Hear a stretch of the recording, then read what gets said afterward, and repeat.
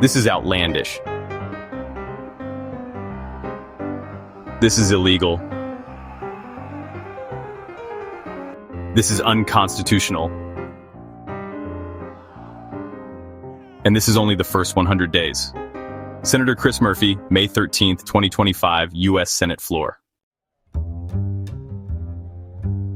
As President Donald Trump embarked on a controversial three-country tour of the Middle East in May 2025, a different kind of political theater was playing out on the Senate floor. With minimal press coverage and absent the fanfare of a joint session or presidential address, Senator Chris Murphy of Connecticut rose to speak. What followed was a devastating indictment, not just of the Trump administration's policies, but of its business entanglements, its use of the presidency as a platform for personal enrichment, and its disregard for both constitutional constraints and geopolitical norms. This isn't America first, this is Trump first.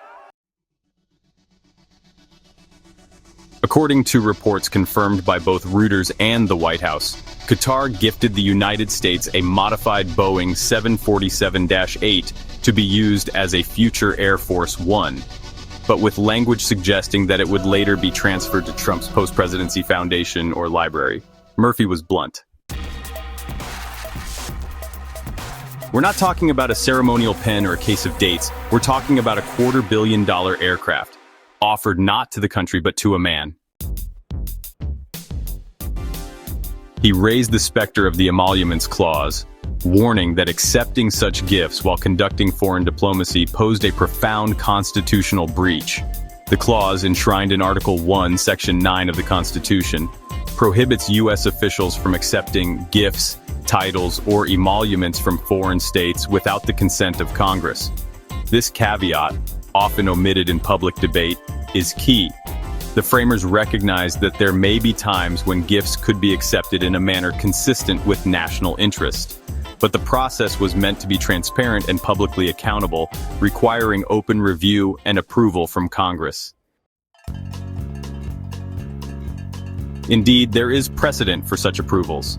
In 2016, then Vice President Joe Biden reported and received approval for ceremonial gifts received during state visits, including a decorative rug from the Afghan government and artworks from Arab leaders, items valued at over $1,000, which were surrendered to the National Archives or purchased from the government for personal retention. In another instance, President Obama received a framed lithograph and other symbolic items from European leaders, which were either archived or accepted with clear documentation under congressional review procedures. Historically, enforcement of the Emoluments Clause has relied heavily on public scrutiny and congressional will. The U.S. Constitution does not designate an enforcement body or penalty mechanism for violations, which makes Congress's role critical. While few cases have reached the courts, one notable modern effort occurred in 2017, when watchdog groups including CREW, Citizens for Responsibility and Ethics in Washington, filed suit alleging that then-President Trump violated the Emoluments Clause by profiting from foreign government spending at his hotels and properties.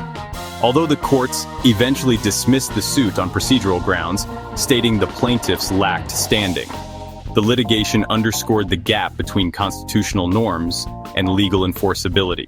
It also highlighted that without active congressional investigation or public accountability, violations may go unpunished. Congress does retain investigatory power, including the ability to compel testimony, subpoena financial records, and enact legislation to clarify or enforce compliance. But as Murphy's speech suggested, when Congress remains silent or complicit, even the clearest constitutional guardrails can be ignored with impunity. What Murphy pointed out is that no such consent had been requested or granted, and that the opacity surrounding this gift undermined its legitimacy and violated the constitutional framework meant to protect against precisely this type of foreign influence. Scholars argue the intent was simple: to protect American sovereignty from undue foreign entanglements. But in the 21st century, the implications of a $400 million gift are far from symbolic. They may amount to deferred compensation for pliant foreign policy. Thanks for watching. Stay stronger, stay smarter, stay informed, like and subscribe for more information and updates.